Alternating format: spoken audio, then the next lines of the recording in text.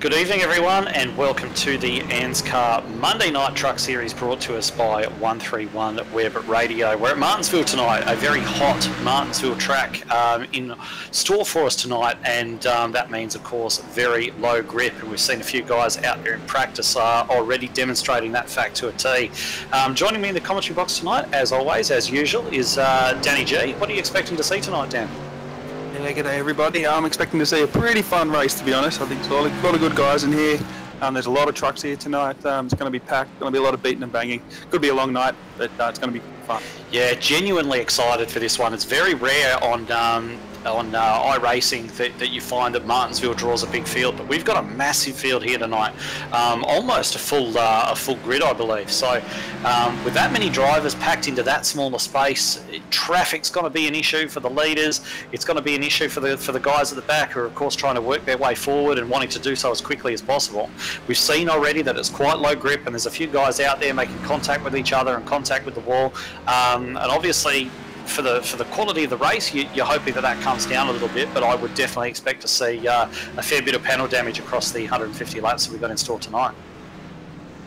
Yeah, 100%. Yeah, it wouldn't surprise me if all the trucks have damage on them by the end of the night. Yeah, definitely a big field. It's going to be interesting.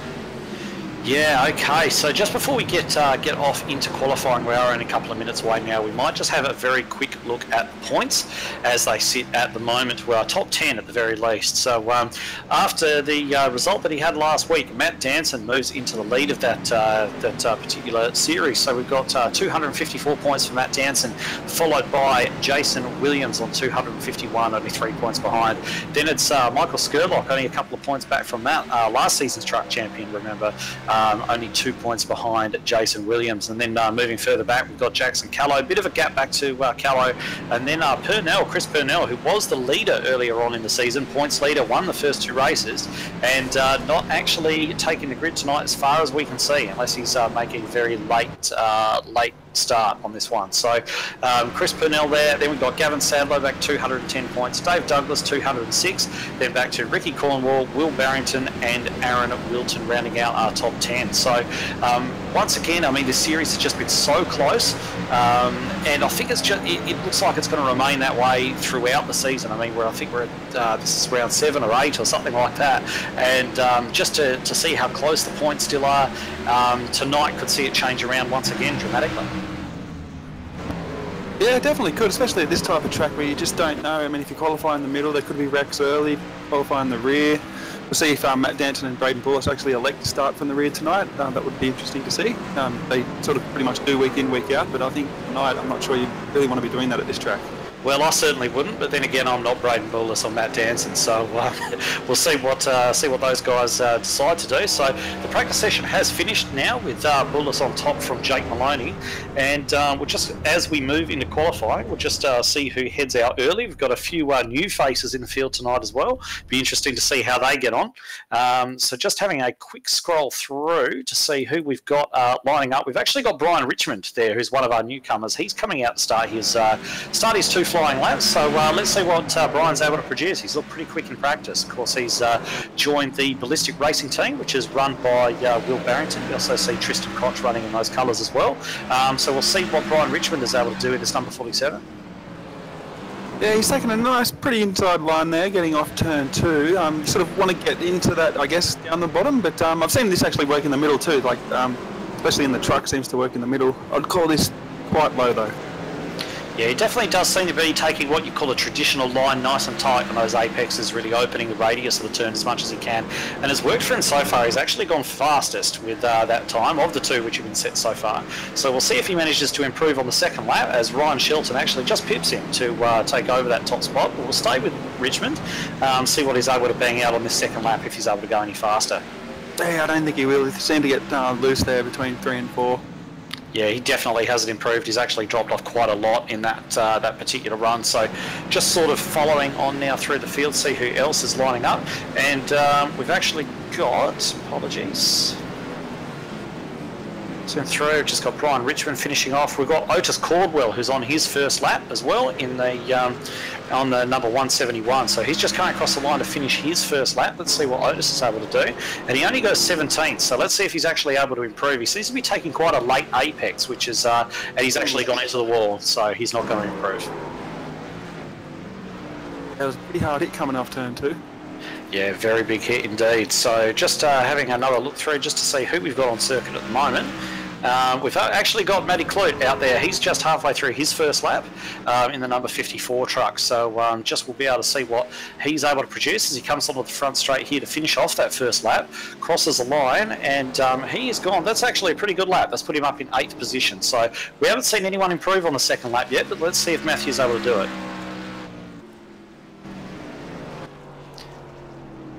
Just coming out of 4 now, and he's just going to cross the line for his second lap. It looked fairly tidy. See if he is able to improve, and he does improve just slightly. Puts him up 1 position higher, up to 7th place. About 24 qualifiers out there already, so you've got a lot more. This is going to be in the high 30s, I'd say, this field. I'd say so. We've got Jackson Callow just leaving the pits there at the moment in the number 46 Lads Racing Team entry. So he's going to just roll out of the pits here. He's taking a very high line into 3 and 4, try and get a power on it as early as he can, try and give himself the best run across the start-finish line that he possibly can. As he rolls now into turn 1 and 2, he's another one taking a fairly traditional line, it looks as though. And it looks as though he's actually tucking quite low on the exit too. Probably didn't run quite as far out to the wall as he might have wanted to, and he's a bit high through 3 and 4, but that's not necessarily a bad thing, as Daniel mentioned earlier on. And he's going across the line, and we'll see where that puts him.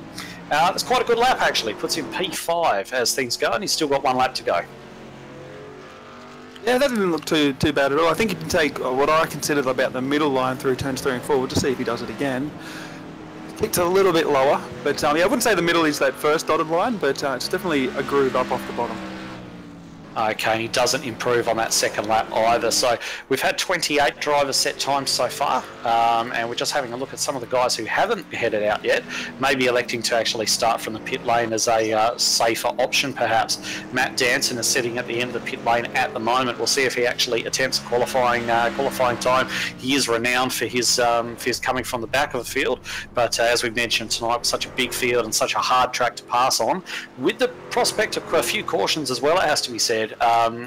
Remains to be seen what Danson's going to elect to do. He is quite stationary at the moment, but you imagine that he's not going to bother going out if he's not planning to do anything. So just having a look at Jason Williams now as well. He's gone through his just on his first lap actually. He's about halfway through his first lap. Looks as though he may have actually got a piece of the wall there as well, just coming out of 1 and 2. And I think he has, because he's actually aborted that lap. So we'll see if he goes again. iRacing, of course, does invalidate your lap when you touch a wall, get any kind of incident or anything like that. The lap time does get invalidated, so he'll drop out the pit lane, and he's coming out again for another go. So he will have 1 lap to get this done. Let's see what Jason's able to produce. He's been very impressive so far in this season. Yeah, he definitely has. He's sitting up there second in the championship, only 3 points behind, so we'll be wanting to get a good qualifying lap in here. We'll see what he does. Alright, so crosses the line to start that lap, and he's just coming through, coming out of 2 now. Another one running that sort of traditional line, keeping nice and low, keeping away from the wall this time, which is probably just a little bit cautious, and he comes through 3 and 4 nice and low as well. It's quite a nice drive off of 4 actually, so we'll see where that puts him. And he's only gone 12th, so he probably won a little bit higher, but at the same time he hasn't really been qualifying much higher than that lately. He just seems to work his way through the race, so not a terrible result there for him, but it's going to be something for him to try and work through. So just having a look to see who else is on the track. We've got Jake Maloney out there. He's going nice and wide to try and start his lap. It looks like he may have messed up on his first lap, because he is starting lap 2 at the moment, and it looks like he didn't register a time on that first lap either. So Jake, definitely one of the guys that you'd expect to run close to the front. He's a very noted road racer, and certainly quite handy on the ovals too. I've seen him put in some really, really good performances at this venue in particular. And as he crosses the line at the end of his second lap, that is going to put him second outside front row next to Braden Bullis. Excellent work from him, only a tenth away. Yeah, and he put his left side right on the yellow line through turns 1 and 2. Actually thought he lost a bit of speed because of it, but no, that was a very good lap. All right, so we've got Stephen Williams out there now as well. So he's actually just halfway through his first lap, and he's actually just over the weekend finished second in the ANZCAR Cup point standing. So he's in a rich vein of form at the moment as well. So as he crosses the line for his first effort, he's actually gone P6, which is quite a good effort there, especially in such a large field. And we'll see what he's able to do for his second lap, see if he's able to improve. Yeah, he's keeping it pretty tidy at the moment, and he's done a very good job ever since moving over to Illusion Motorsports. His results have definitely picked up, and he's become someone to contend with. Yeah, he certainly has. He always was one of those guys who was sort of there or thereabouts, wasn't he? You know, kind of not quite with the lead pack, not quite with the back, but not, you know, sort of around the upper midfield. But he's really taken some strides forward since hooking up with those guys, and I know has definitely been enjoying his time being part of that squad. So, just having a look now at who we're looking at. Sorry. Here's Dave Douglas, who's just actually, looks as though he's travelling quite slowly actually, so he may have just have aborted his second lap, but he's actually just popped up a lap that's going to put him in P4, so he's gone quite well throughout practice, and not surprising to see him up there either. So we've got Ben Doherty, last season's runner-up out there in the 313. He's just started his first flying lap. We'll see what he's able to produce. He's tucking it really light. I think he actually got a piece of the curb there as well coming through turn 2. We'll see what he's able to produce for his first time around. Yeah, you generally don't want to be getting up on those curbs. They do wash a lot of speed off. I don't think this is going to be a quick lap. We'll see what he can do on his second lap. He's definitely going to be going for it. Still quicker than I thought, though. P13 first time around. It's so tight in that midfield, isn't it? 1/100th of a second can move you up 1 or 2 spots. So he's just coming around 3 and 4 now for his second lap, and just going to come across the line. We'll see what he's able to produce if he's able to go any quicker on the second lap. And he has done. He's gone up to P4, so that's excellent. He takes P4 off of Dave Douglas, bumps him down to 5th, so he's going to start on the second row if all this stays as is. Yeah, that was a great lap. That was about 4 tenths. All right, so we've got 4 drivers yet to set times. They are Riley Curtis, Gareth Anderson, Darren McKenzie, and Aaron Wilton. So not sure if we're going to see those guys come out qualifying. Maybe they've just having a look to see if there's any of those guys who've had incidents and things like that. But it looks as though they're probably they're just deciding not to run. They want to start at the back and see how it works out for them coming through. They're probably expecting a bit of trouble in front of them. Yeah, they could be. If they don't take the grid, though, we'll have 34 trucks. So maximum field here of 38 tonight. That's huge. It's massive for Martinsville, isn't it? One thing about starting at the back is the field's so big and the track's so small. It's almost like if you're starting last, you're almost starting half a lap behind the leader before the race even gets going. So you've got ground to make up as well as positions. So anyway, 30 seconds left to go in qualifying now, so I don't think we're going to see too much out of those guys.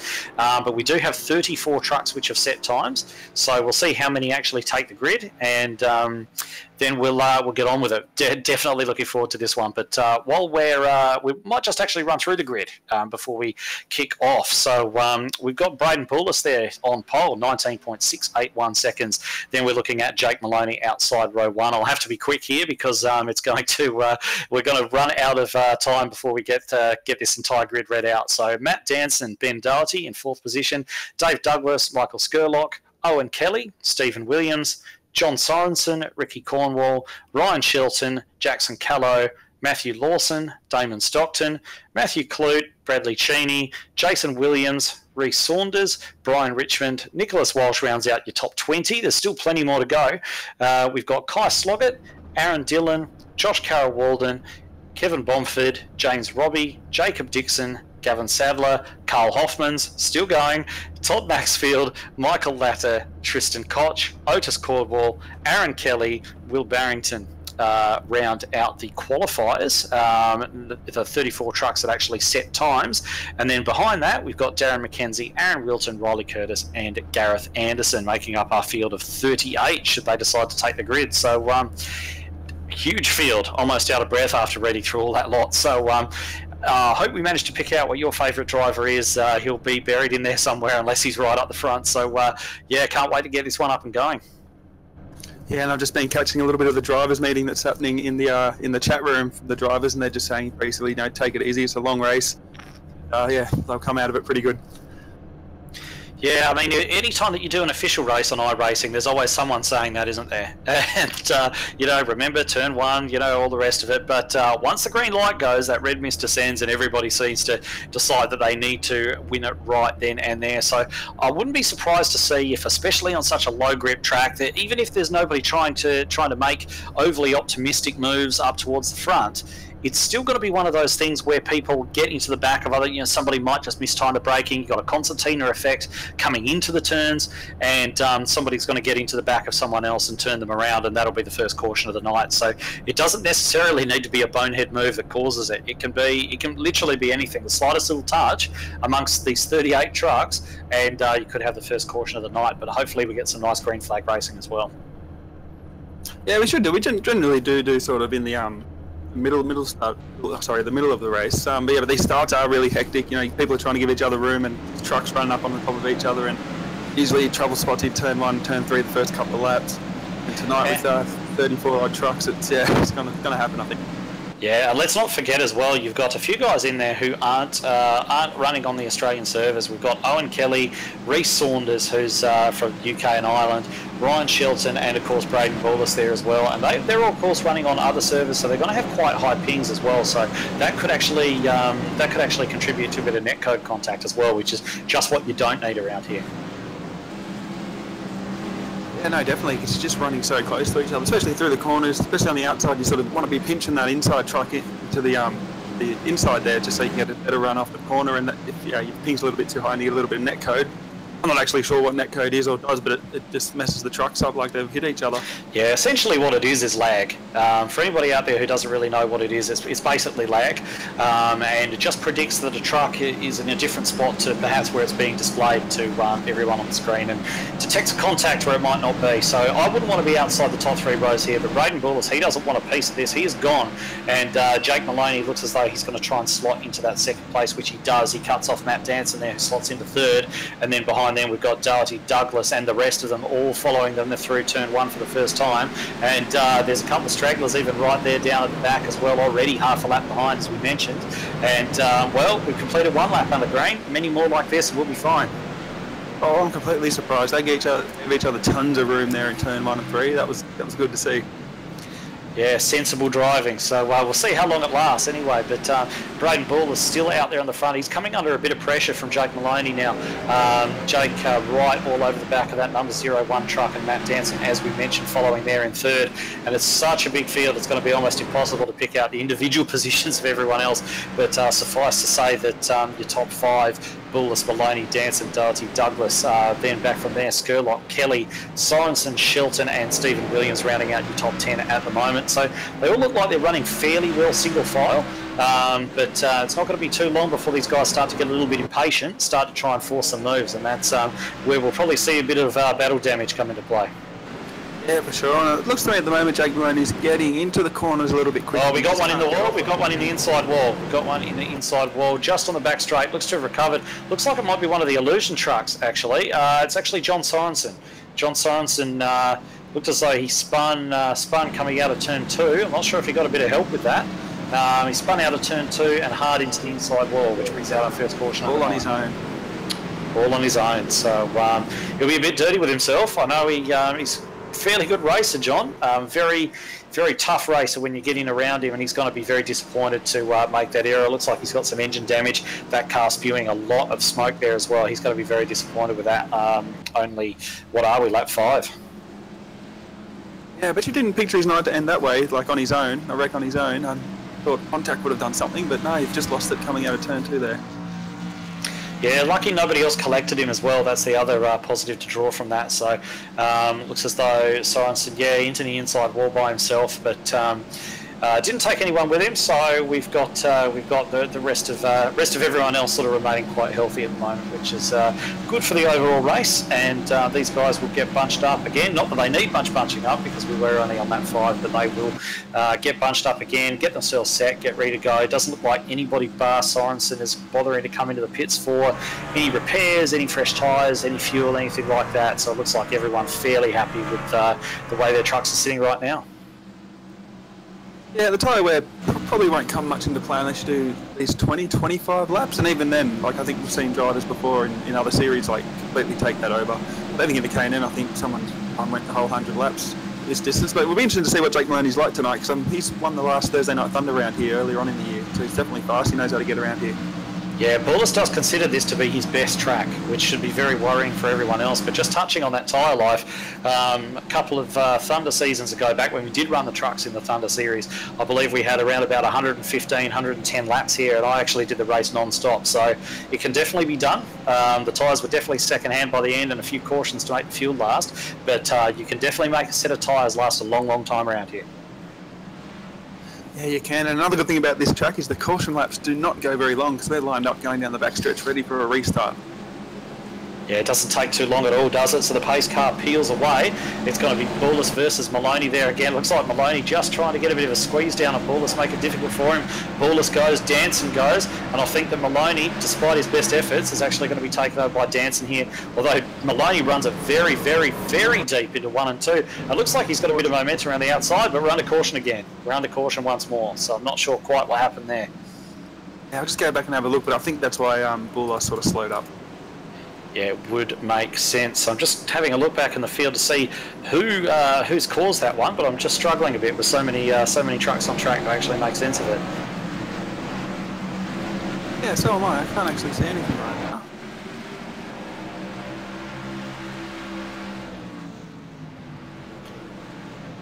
now. Okay, so we are under green again, so I'm not sure if something's taken place there. I'm just a little bit bemused by that. Anyway, but we are up and racing. I can see one of the ballistic trucks going very, very slow there on the inside.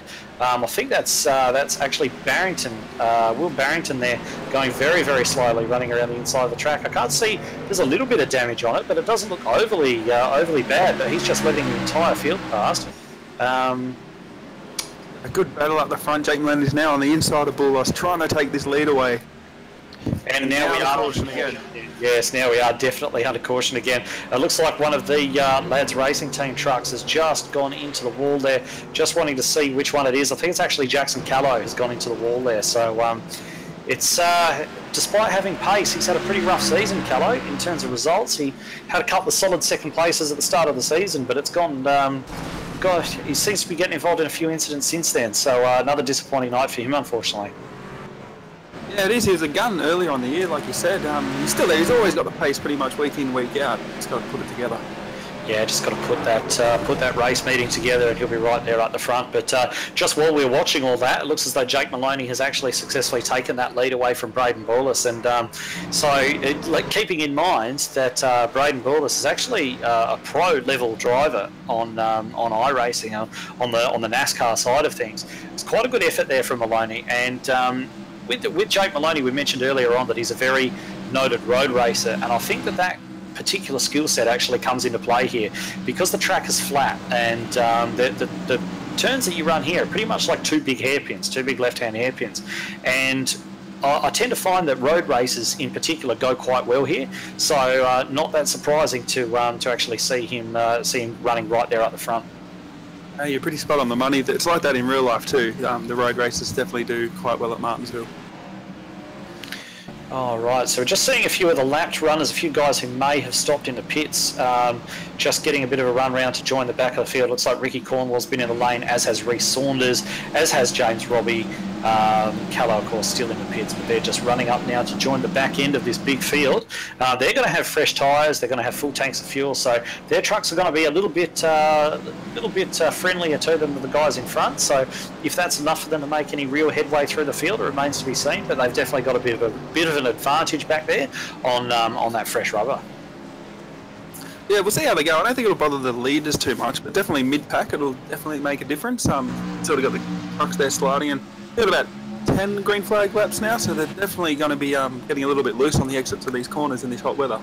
Yeah, they certainly are. Not only that, it's a fuel consideration for later on in the race too. I mean, let's say, and I would say that it's highly unlikely that that this would be the case, but let's say, for example, that they do run green from here, or you only have a couple more cautions from here. It's possible that the guys who just pitted may be able to make it home, whereas the guys who haven't come in yet may not. So there could be a little bit of fuel strategy going in there as well, maybe looking to play the long game a little bit. Yeah, it could be. They're definitely getting a lot of sort of fuel-saving laps at the moment. I was just having a listen to the radio chatter. There's quite a few angry people in there at the moment, so tempers are already flaring, and we're so early in this race. Yeah, we're on lap 16 of 150 and they're already getting stuck into one another. So anyway, pace car in again. Jake Maloney is going to lead this restart for the first time tonight. So he's going to come through turn forward. Expect him to go quite early, I would say, and he does that. And he actually, Braden Bullett's got away quite well. Looks like he's going to hold on to that second place from Matt Danson. And Ben Doherty's just going to slot in there in fourth position. And they're just about 2 by 2 by 2 the entire way through. And I believe we've got another one round. Now, it looks like the teammates. It looks like it's Barrington and Koch together. Looks like they've actually got into one another. So that's going to be an interesting team meeting after the race. Yeah, it will be. I'm just going to go back and have a look. They're not appearing on my screen at the moment, but I did see them sort of parked on the front stretch together.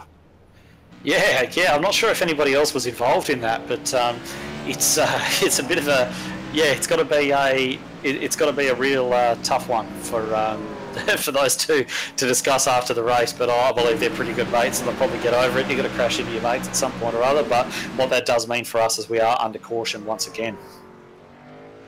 There we are, and a funny thing is I'm sort of laughing at myself about, I've probably never heard of Jake Maloney. I don't think they've ever ran against each other, so he must be thinking, who is this guy in front of me? What's his story? Yeah, I don't recall having seen them race against each other. Of course, Jake Maloney you'd be more familiar with from the Thunder Series. Of course, Braden Bullis only made his first start in the Thunder Series last week and actually managed to take that one out at Darlington. So, Maloney versus Bullis.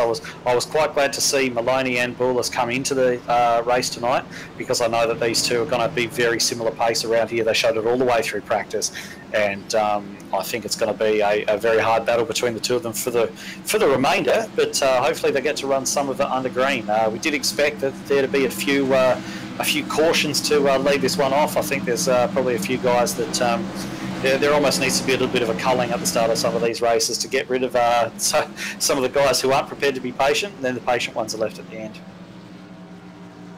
Yeah, that's what usually happens at these sorts of racetracks and these races. 150 laps, and they're pretty much just telling each other now just to settle down a little bit. Let's get a good green flag run going and have some fun.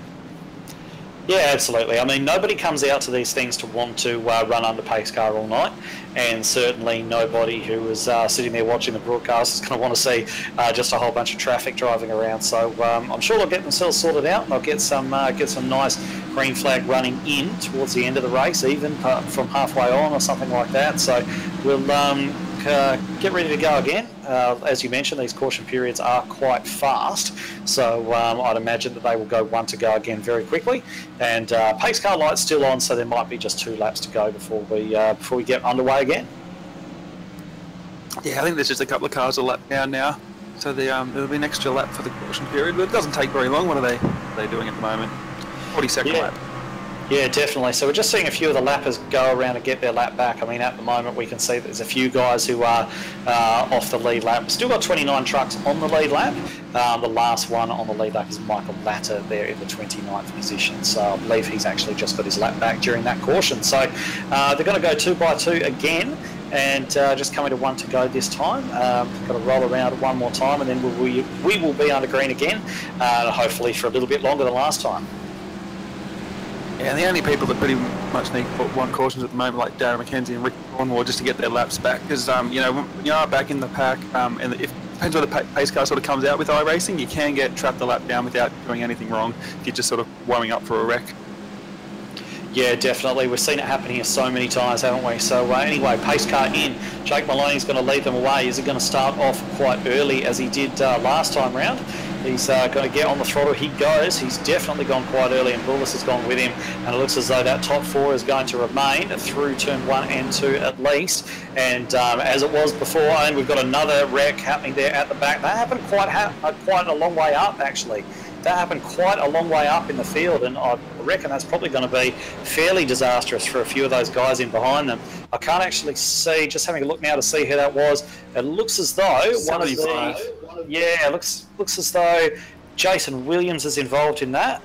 It looks like potentially a couple of the lads' racing team cars in there as well. So Aaron Dillon, I think, has actually set that off, trying to get up the inside of his teammate Nicholas Walsh. They've actually done that, and Dillon's just got it all wrong. He's actually under brakes. He's just snatched the rears and staked out of control, taken his teammate, who's again cannon into Williams, and that's a fairly reckless incident. It probably didn't actually need to happen. Yeah, I think he just got on the brakes too hard, like I said, just lost the rear end. It doesn't look like too much damage for Williams, fortunately, a bit of rear end damage. Yeah, we'll see how he goes though. But yeah, just lost it on the brakes. I'll put my hand up, I've actually done the same thing. Yeah, look, I think most of us have at one time or another. Nobody wants to do it. But it looks as though Jake Maloney, our race leader at this stage, has actually departed the server as well. So he's just gone straight to the pits and has actually left the race. I'm not quite sure why that is, but looks like he'll be taking no further part this evening, and that's a bit of a shame for the race because he looked like he was set for a very decent battle between himself and Bullis. Yeah, it is disappointing to see. I'm not sure what happened there. Might have been he's sort of sensing it's just going to be a bit of a long night. I'm not really sure. We'll have to see what Danton now has for Bullis. Yeah, well, it's going to be both of those guys, both those familiar faces up the front again. We've got Bullis and Danson, who have been known to cooperate a little bit, but they've also been known to give each other a fair bit of curry anyway. So and we've got Dave Douglas there, who's actually managed to get past Ben Doherty and all of that, and is now sitting in 3rd position just ahead of Doherty, with Ryan Shelton, who's made his way up from 11th to 5th. And if the name Ryan Shelton sounds familiar to you, it's because he did commentate for our Thursday Night Thunder race last week, and was a very did a very good job, but we knew he would because he used to commentate in our first season of broadcast Thunder races that we had with Bernie Weemers back in the RRTV days. So yeah, it was good to hear his American accent back on the broadcast again, and he's up there in 5th position at the moment. Yeah, and I think if we can get some green flag racing, he's going to be a contender. I've got a good feeling about him tonight, and it's going to be fun watching him get up there. And yeah, big shout out to Dave, because he's been quick all night too, especially in practice qualifying and up there in 3rd. And we might just make mention of another one, speaking of commentators, Aaron Kelly. He's making his first ANZCAR start tonight, but he actually filled in quite brilliantly last week in the Thunder broadcast as well. He started 33rd, but he's running up there in 24th position tonight. So he potentially, if he can stay out of trouble, he can also make his way forward. And great to have him out here enjoying some racing. He filled in at the last minute for us with the commentary, and certainly did a very good job of that as well. So great to see him out there enjoying himself. It is. We've still got a lot of trucks here. 26 on the lead lap still. Darren McKenzie's actually got his lap back, so he's going to be happy. Yeah, old D-Mac's going to drive all the way around and catch back up to the tail of the pack. Won't be that far in front of him, given the amount of cars actually here on the track tonight. But pace car just about to dive in. It's going to be Bullis versus Danson, and then Douglas Doherty right up there behind them. But as we've seen so far, the top 4 generally get into a bit of a single file, and then everybody else just comes cannoning through. But Bullis goes early, and Danson just goes along with him. And let's keep our eyes a little bit further back in the pack and hope that we get through cleanly this time. Yeah, it looks like it's not too bad at the moment. They've cycled through there pretty well. Coming off turn 2, everyone's off it. This is good. Okay, good sign so far. Doherty just gets a little bit loose as he gets overtaken by Shelton, makes the entire pack check up. A few guys got into the back of each other there, but it's looking reasonably clean at the moment.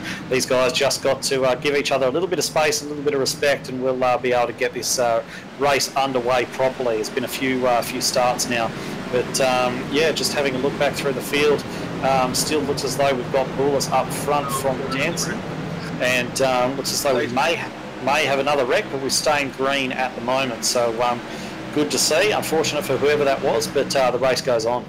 Yeah, it was Brian Richmond. He got fully turned sideways and stacked the pack up in turns 3 and 4, but they've all got themselves together again. Well, that's almost what it needs, isn't it? It's something to happen to let these guys string out a little bit, so it's not so frantic, and people can actually get down into a bit of a rhythm and a little bit of a race pace. Danson gets very loose there, actually, all on his own. Danson got very loose up the track, and that's allowed Douglas through into P2. I do not know what happened to Matt Danson there. He just seemed to run in. I'm not sure if he ran in the corner too hot or something, but the back end of the truck just snapped away from him, and that's very unusual to see from him. But he's run right up the track there, and he's lost about 5 positions out of that. It looks like he's just got way loose going into turn 1, just completely sideways, pretty much like we saw in that accident. Just got on the brakes maybe a bit too hard. Yeah, but I mean, when Dylan did it, it was right down the inside on what looked like quite a late braking manoeuvre. But Matt Danson did it on the racing line under no pressure whatsoever, not trying to make a move or anything. It looked as though he lost about 5 spots, but he's actually only lost 2. So that will promote Dave Douglas and Ryan Shelton to 2nd and 3rd, and they really need to get off in pursuit of Bullis now, because Bullis is starting to build up quite a gap. Yeah, we've got Danson on the inside of Ryan Shelton now. He can make that card clearing coming onto the front stretch. Yeah, he's definitely still got speed. We've got another yellow on track. And we're on caution. We're under caution again, unfortunately. So not sure who's involved in that one. There is somebody sat there backwards on the track just trying to have a look. It's Michael Skurlock who was sat there backwards. I'm not sure what it's actually kicked that one off. It looks as though Stephen Williams and the 9 car of Matthew Lawson got together, and Stephen Williams went around on the inside there. Yes, so my apologies. It was Stephen Williams, not Skurlock, who's gone around there, and you're quite right. It looks as though the 29 has just got right into the back of Williams there and sent him around. And hasn't Williams had a rough night so far? Yeah, commentator's curse, because we were giving him a thumbs up earlier, I think before the race, and yeah, unfortunately that's not his fault, but yeah, he just got taken out there. And we all are coming to the lane this time, so Bullis has elected to come down, and absolutely everybody is following him by the looks, except for those which are probably just going to look. I wonder if anyone will actually stay out and try and gain some position that way. We've got a couple of lap trucks who of course can't pit this time round, but we've just got Braden, hits his marks quite well, and we'll see what everybody's able to achieve coming off of pit road, see if there's any position swaps there. Yeah, I think James Robbie was in 7th position, and he stayed out on track, so he's going to inherit the lead by the looks of it. I'm not sure about the rest of the guys behind him. He's got about 6, a lot behind him. They're probably just going to try and take the wave around. But if he stays out, I don't think they won't get the wave around. No, they're going to have to drop to the back again. They're going to be hating him for that, if that's the case. But let's just have a look at the positions as they reset coming across the line. All right, so we have had a bit of a shake-up. We've had a few guys stay out. So we actually have a new top 4 for you. It is James Robbie leading the race, Michael Latter up there in 2nd place, Darren McKenzie in 3rd, Kai Sloggett in 4th, and then your former leader, Braden Buller, sitting down there in 5th place at the moment. So a few guys out there trying something a bit new. I do like it when people mix up strategies. I don't like necessarily watching races where every single caution everybody does exactly the same thing. I like to see a little bit of change, a little bit of strategy. So hopefully these guys are taking a bit of a risk, and hopefully it works out for them. Yeah, and this could sort of play out to the end of the race. Like these guys who pitted on the caution now might not pit under the next one where the leader has to, and just some of these lap cars just aren't going to actually be able to make that lap back. It does get frustrating on short runs. Yeah, so we are just sort of approaching. We're about 10 laps away from the first 50 laps. Of course, it's a 150 lap race tonight, so we're going to be at 1/3 distance in about just over 8 laps time, actually. So the race is sort of progressing along, despite the fact that we've had a few caution periods early on. The race is sort of covering its distance quite well, and I think with sort of Robbie, McKenzie, Sloggett up front, it's definitely given Buller something to do in terms of trying to force his way through. I know he's perfectly capable of that, but at the same time, just gives a little bit of an opportunity for one of these guys to get up, lead some laps, and maybe build a lead if they get into a little bit of scuffle behind. Yeah, for sure. And the weird thing is, like you said, it's almost 1/3 distance, and these guys really haven't got into a proper rhythm yet. Yeah, well, let's hope they do this time. It's always nice to get into a rhythm quite early in the race. Like you mentioned, they haven't managed to do that yet. So James Robbie's going to lead them away. Remember, these top 3 are old tyres, but they're not that old, because I think these guys actually pitted on an earlier caution, so that strategy playing out quite well for them there. So Robbie away, McKenzie slotting there into 2nd, Kai Sloggett desperately trying to hang on around the inside of Braden Bullis.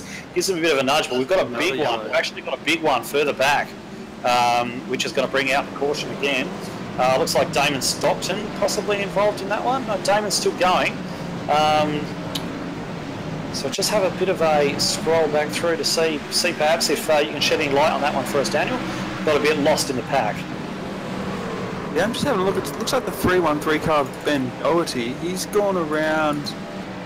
Might have been Stockton. Yeah, I think it was Damon Stockton just sort of got in there. Matty Clark was almost 3 wide, plenty of room given though, but Stockton did just get up with Aaron, unfortunately, and he went around there in turn 1. Right, yeah, just managed to locate that incident. Yes, I can see it. So it looks as though almost that Clute was getting down the inside and Stockton was paying a bit of attention to him, trying to give him plenty of space. And I'm not 100% sure that Doherty actually knew that they were 3 wide because he seems to have cut down. I mean, Stockton's run up the hill a little bit, but it looks as though Doherty has come down quite severely and just basically pinched the nose on that truck. And unfortunately, that has led to a fairly significant incident back there for a couple of guys. And looks as though most of the other trucks managed to avoid it, though. So not too much harm done apart from the 2 protagonists in that one. Yeah, and how's this, though? I mean, 15 laps ago, Darren McKenzie was a lap down, sitting up there in 2nd place. Yeah, a bit of strategy coming in there. So we did see Braden Bullis manage to get around Sloggett for 3rd place prior to that particular incident. So he's made one of those places back, and now you can guarantee he's going to be doing his best to look up the inside of DMAC into turn 1 this time around. But a few of the guys I can imagine are quite frustrated back there with the amount of laps that are actually happening under pace car. But certainly plenty of carnage as expected. But certainly wouldn't mind seeing them get into a little bit more of a rhythm and see what pace these guys have actually got as far as long run pace on these tyres. Yeah, good green flag run would be good, but we've still got a lot of cars out there, so there's still could be a few more cautions till we thin the field a little bit. But hopefully they can just snap out of it and just get some racing going on. Yeah, definitely. I mean, we did sort of expect that tonight may turn out like that, although we have had clean races here before, and it really does depend on the attitude of the drivers, and it also depends on, when they say caution breed cautions, I think we actually touched on this last week as well, because the drivers start to get into the mindset that because of the cautions, and because you're only getting a lap or 2 before the cautions, they have to make their positions right now. And that impatience, that desperation that kind of thinking brings on, actually probably plays a fair amount of part in actually causing these cautions to happen. So we need a few of the guys to sit back and try to play the long game and actually accept that you don't necessarily need to go diving in under brakes straight away. Get underway, get yourself some space, find out what your track position is, what your pace is, and then try and make some moves happen when you're not going to force the guy in front of you to crash into somebody else. Attack him as a single, don't attack him as a team altogether. Yeah, that's pretty much right. Yeah, just a couple of aggressive moves. They're just going in too deep and not basically giving all that room. And like you say, you just got to get in line and just wait a couple of laps and then sort of start off one by one. But it's just sort of hard to teach or tell for 36 individuals to do that. All right, so just having a look now, they are 2 wide again, which means that they are ready to get going, so the pace car will dive on off. James Robbie will assume control of the field, and we'd probably expect him to try and get a bit of a jump. We'd probably expect Brawlers to try and follow him, and we'll see what Darren McKenzie's able to do there on the outside. It looked as though Robbie may have actually backed the field up a little bit there, which you're actually not supposed to do, but I can't tell for sure whether he actually did, but there did seem to be a bit of a concertina effect in there together. So James Robbie away pretty well. It looks as though Bullis has managed to get his way up into 2nd place. He has indeed. He's got a pass down McKenzie there, and looks like Dave Douglas just sitting on the inside of Sloggett, and looks as though Bullis making a move for the lead on those fresh tyres now. Looks as though he's diving down the inside of Robbie. Robbie trying to hang his best around the outside. This is what we want to see. This is not what we want to see. We're under caution again. Oh, but yeah, James Robbie actually knocked himself into the wall there on the back stretch, but we are under caution. I'll go back and have a look and see what happened. The big one.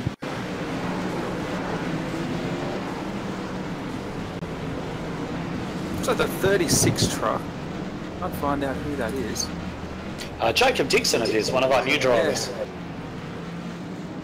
So he sort of got loose there in turn 3, and the 032 hit him, and he just spun around in front of the field. I know, looks like Josh Carroll-Bolden got involved in that. There's been a few trucks involved.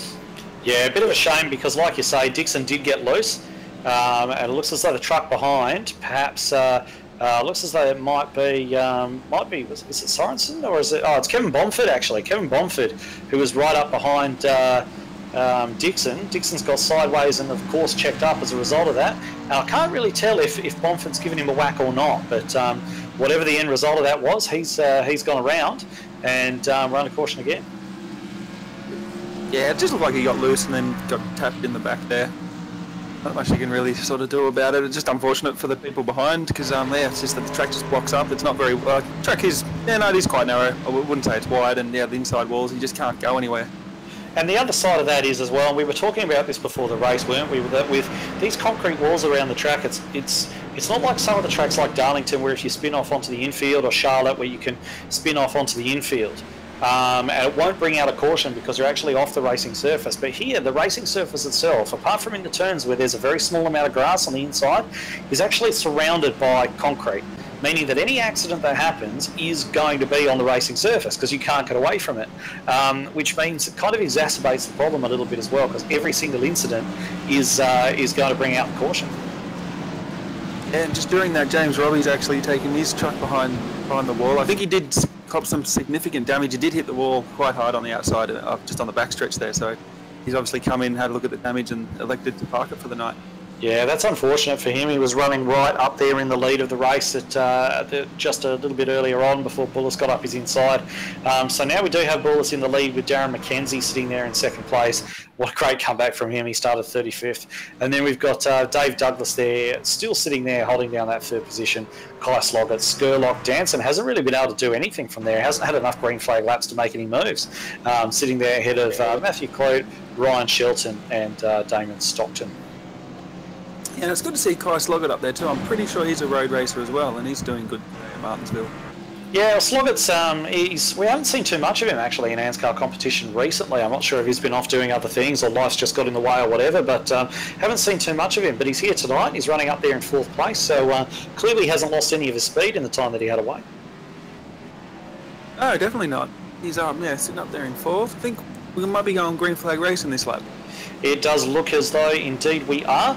We've still got 22 trucks on the lead lap, Ben Doherty being the last of them. So once again, Bullis is going to lead us away, and we're going to have Darren McKenzie there on the outside. Dave Douglas is there, and he's got a bit of overlap on McKenzie. I don't think he's going to have enough to actually get a move done down into turn one. McKenzie is going to be able to shut that door, gets a little bit loose on the way in, manages to gather it up. That gives Dave the opportunity. Double D there coming down the inside. He's going to come down into, and it's all carnage down the back. I'm not sure if that's a wreck or not. They look like they're about 5 wide back there. I just managed to catch out the corner of my vision, but watching these guys, Matt Danson making a move around the outside of, I think it was Skurlock there, and he's in front of Skurlock now, working away on the back of Kai Sloggett, and everyone's sort of filing through. Majority of the pack single file at the moment, so let's hope that this breeds a bit of green flag running. Yeah, it definitely looks that way. I think Skurlock went up the track there, Claude got underneath him. Danson gave Sloggett a touch in the back there in turns 1 and 2. They all kept it together, and the race continues. Yeah, so Clute's, you're quite right. Clute's made a move underneath Michael Skurlock there. We'll take away that 6th position, and further back in the back there, jostling away. He's gathering back up, but Dave Douglas got loose there entering turn 3, and he's lost 5 positions now. He's dropped back to 7th.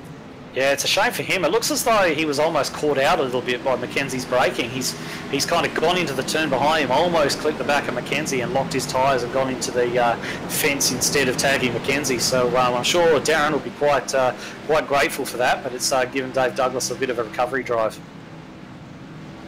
It doesn't look like too much damage done to Dave there, so he's continuing on. Touch of right rear damage. He's already clipped the wall, but on he goes. Still a long race.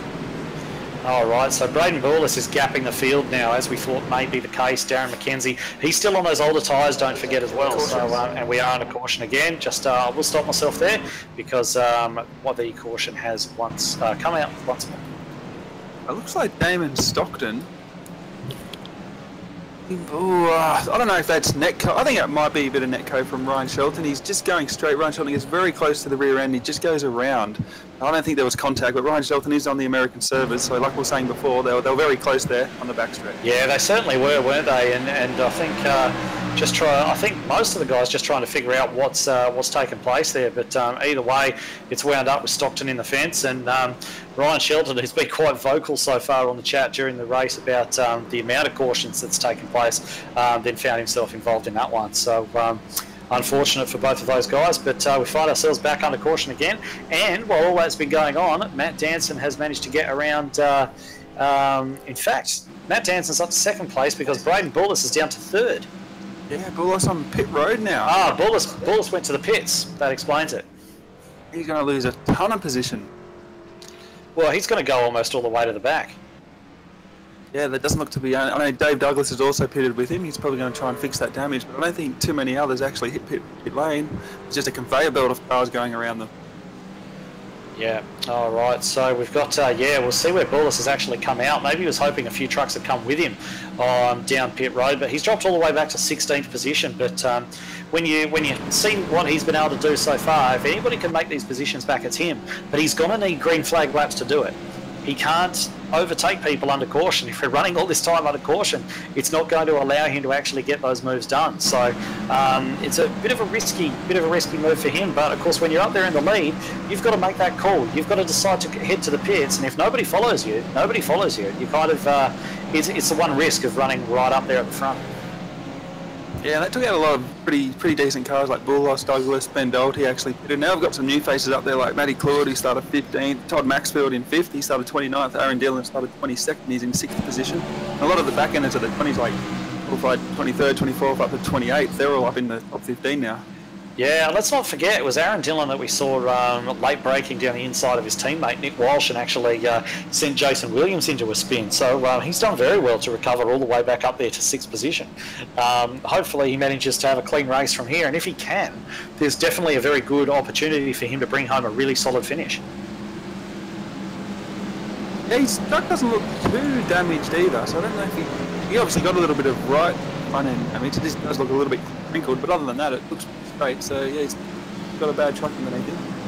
Okay, so we are 2 by 2 again. Darren McKenzie will lead them away when the pace car does turn down, which it does right now. So everything under McKenzie's control. He's going to be responsible for taking this restart. I'd expect him to put his foot down, which he does. Danson goes with him. Danson actually got away very well there and has just got enough of an overlap on the outside that McKenzie doesn't move up the track. And Danson tries to go around his outside. That gives Clute a little bit of a sniff down the inside of Danson. And looks as though Danson's going to just be able to hold on to that position, and Skurlock getting all over the back of Clute now as well. And I believe we've got another wreck. What's happened on the backstretch? That's Kyle Sloggett definitely up against the outside wall. I think Barrington's involved. Tristan Koch is involved in that, and Barrington. Maybe a couple of the others as well. Yeah, it looks like Kyle Sloggett just got a tap from Aaron Kelly coming out of turn 2, and they all slowed up, but Sloggett ended up in the outside fence, and Barrington had nowhere to go. Yeah, it's unfortunate, isn't it? Because it's one of those things as well, because you get that concertina effect, don't you? All it takes is one piece of contact in front of you, drivers check up, and then all of a sudden, people just go piling into each other. So it's that concertina effect as well. And on this place, it's a bit like Monaco in a way that there's just nowhere to go. There's just literally nowhere to go. You can get on the brakes, but people will just get straight into the back of you if they're not careful, and that's what we're seeing here. Yeah, you see that all the time. Yeah, you've really got... You can either just sort of slam into the front of them, or you're going to get slammed in the rear. But trying to stop on the track pretty much just guarantees disaster. And unfortunately, yeah, that looks like it's taken out Barrington and a couple of other folks.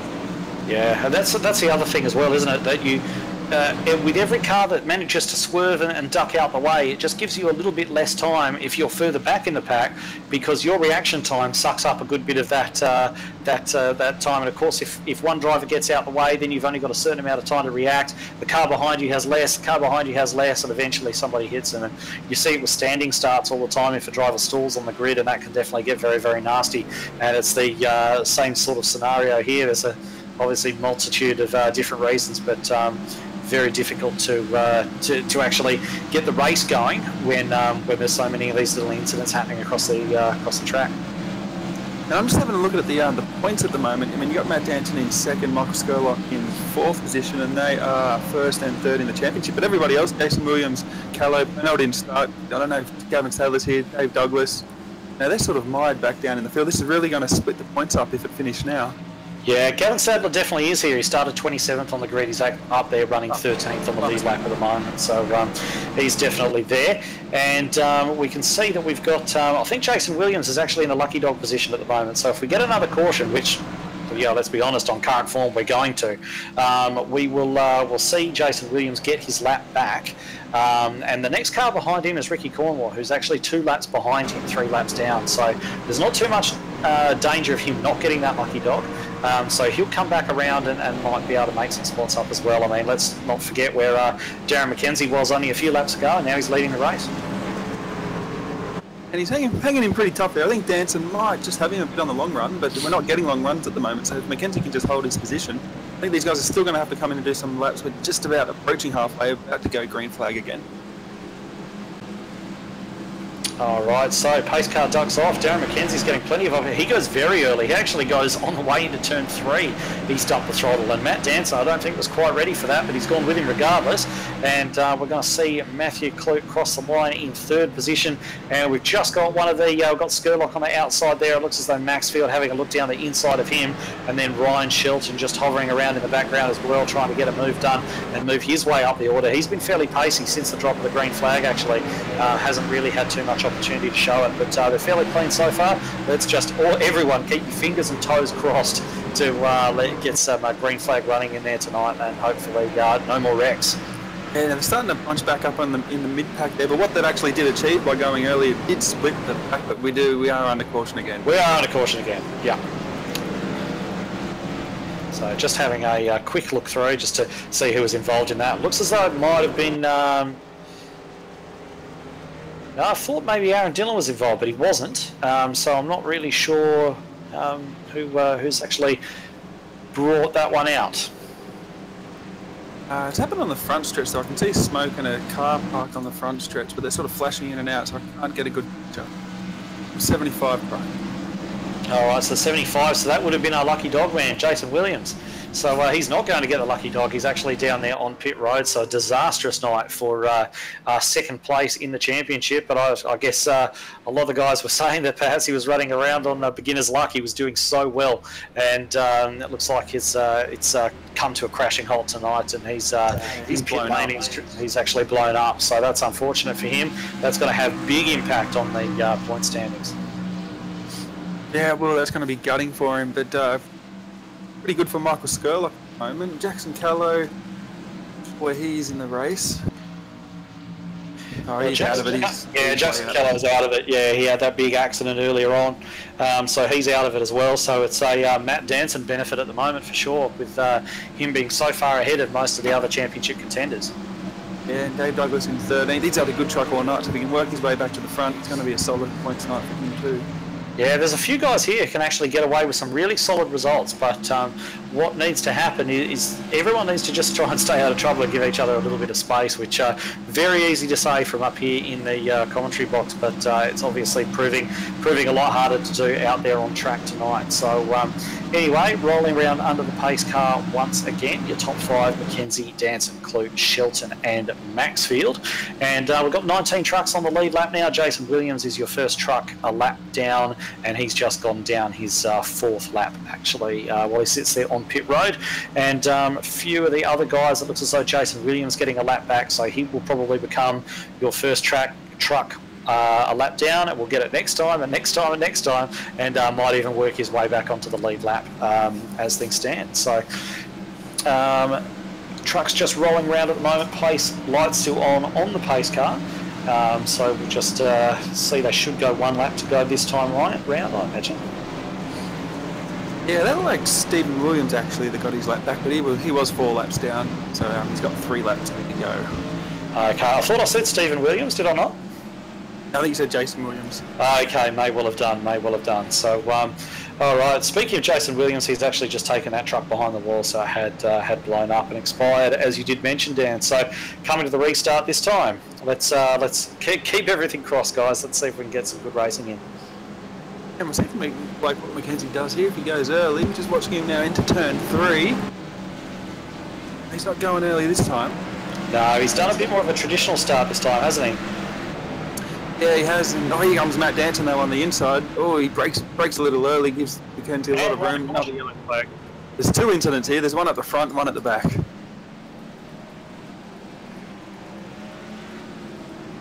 Yeah, that's unfortunate. There's a few trucks involved in that one too. Those two, I should say. You got Aaron Dillon on the inside. He just knocks into Todd Maxwood, but they actually do recover from it. I'll go and check the one out the back.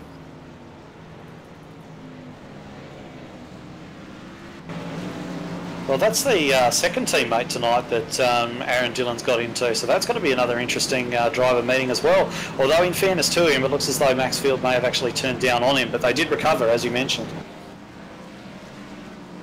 Yeah, they did. And the one at the rear, I can see the 74 truck of Bradley Cheney. He's up on the side of his truck, up on the catch fence almost. The 032. Actually, it looks like Cheney's just sort of got loose and come down and Brad Boulos, and that actually sent him up 032, and that just caused mayhem behind them once again. Yeah, he did seem to get a bit loose there, didn't he? Yeah, well, I think what can happen on these restarts is why they sort of leave it like that run to get sort of the run off turn 4 is because the leader can put his foot down and just go, but everyone behind them sort of spins their wheels because they're still turning left trying to get off the corner. Yeah, that's true, but at the same time, I mean, you watch a lot of races, dirt races and stuff like that, where people are racing in open-wheeled sprint cars and they're sort of sliding around and much shorter tracks than this, and if they touch, they end up flying into the stands because of the open-wheel nature of them. And if they can get through a good few green flag laps, then surely so can we in these NASCAR trucks. Yeah, you'd think so. Just hope for a good green flag run soon, but these laps are running down now, up to lap 84 next time by. Yeah, exactly right. So these guys are actually running out of time to make these moves. So Darren McKenzie's going to be happy with the bonus points. He's leading a lot of laps here tonight. Not sure if he's actually led the most laps, but he's certainly been out up front for a while. And he'll be wanting to do his restart. He will have learnt a little bit off the last restart because Danson really did get a very good run of him.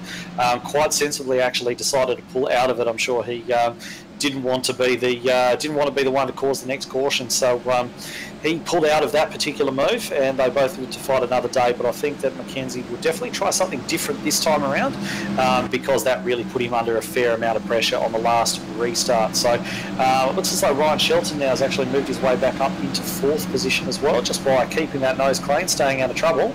And your top 5 at the moment: Mackenzie, Danson, Clute, Shelton and Skurlock. Stephen Williams getting another lap back, so he's only 2 laps down. Wouldn't that be something 4 laps down if he can come back from this and actually end up with a solid finish? Yeah, it would be very nice, wouldn't it? Very, very nice indeed, especially from his point of view. And so he's going to be getting those laps back, and he's really under no danger from behind either. He's a lap ahead of the truck that's behind him. So he would be in position to get the next lucky dog as well, and potentially the one after that. So he's if we keep getting these cautions, he's in good shape to get his laps back for sure. Yeah, and it's good to see Ryan Shelton now back up in the top 5. He's in 4th position, so things could get pretty interesting here. We just need to pray for this green flag run.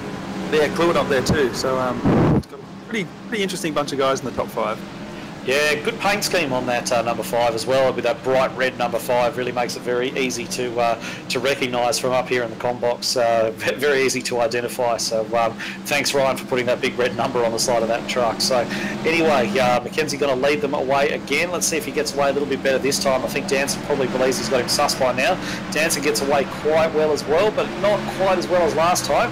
And Mackenzie just holding tight to that inside line to force Danson. If he's going to go around the outside.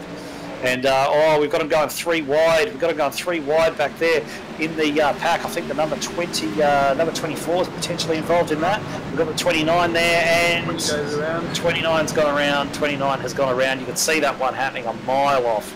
You can see that one happening an absolute mile away. Yeah, actually, it was the 20 of Carl Hoffman's. Yeah, it looks like he got into the back of the... just didn't wobble up and up in time. Well, the 24 might have got loose on entry, but the 20 ended up in the rear of him, and around he goes. Luckily, there was actually a single car incident. Yeah, so I mean, you can see even off the restart, the 20 was putting his nose up the inside of the 24. He had Boulos on his inside there as well, so they were going 3 wide. And then he's just managed to tag the back of Maxfield, which has in turn made him check up, and the number 37 has got into the back of him. And that was all she wrote. Yeah, but during all that, Danson's actually taken the lead. So he's back in the lead now. I missed all that, but yeah, he's in the lead, and he's kept it. Well, very good good work there from Matt Danson to get that move done in that small amount of time that we actually had between the for a small amount of green flag running we had. He must have actually got that move done around the outside because it was there on the outside of Mackenzie at the time that we sort of scrolled back to see that incident. So either way, he was just ahead of Mackenzie when that cautions came out. He's got that move done. He's got the lead of the race, and Mackenzie's going to have to start from second this time around. I'm just taking a look now. He actually got it done on the inside. He was a fair ways away coming off turn 2, but he sort of got a bit of an undercut and just floored it and actually got on the inside of Mackenzie to turn 3 to take that. All right, well, impressive nonetheless to get a move done in that short amount of time, but the top 4, apart from that switch in position, still very much the same. We've got Skurlock leading Dylan back there for 5th and 6th, and Braden Bullis all the way up to 7th position amongst all of that now as well, so he certainly has been getting moves done. He has. He's going to be up the front very soon. Stephen Williams probably get another lap now. He'll be only 1 behind. I'm really interested to see actually where he finishes up. Yeah, well, I mean, he's only 1 behind now, and with the greatest respect to some of the drivers there in front of him, they're not normally at his pace, and they haven't been at his pace this evening so far as practice or qualifying. We haven't really been able to get much of a gauge from the race so far, so Stephen Williams could move up a good few positions here as well if he gets the green laps, as we keep saying, if he gets the green laps to actually do it. Yeah, I'm just trying to catch on touch of conversation going on. I can't really hear it. But there's a couple of people that were involved in the wreck, so they're probably just telling each other off, unleashing some unpleasantries there. Yeah, so, yeah, well, you can definitely understand why. I think the temps in those trucks are going to be getting well high just because of the tempers inside them, I think, with all the incidents that have been happening, and probably some fairly unnecessary ones as well when you actually look at it. But anyway, they're going too wide again, ready for another restart. We're on lap 92 of 150, so the race is getting along despite some of the pace laps that we've had. And pace truck is off, pace car is off, and the trucks are all getting ready to go again. Yeah, just having a look at Matt Danson.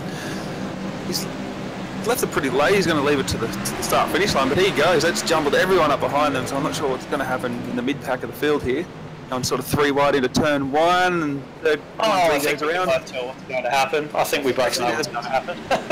A lot of banging at the front too. They're 4 wide. Shelton's in the wall. The race stays green, but up front's unreal at the moment. And the 24 and Maxfield into the side of Mackenzie. Mackenzie saves it though.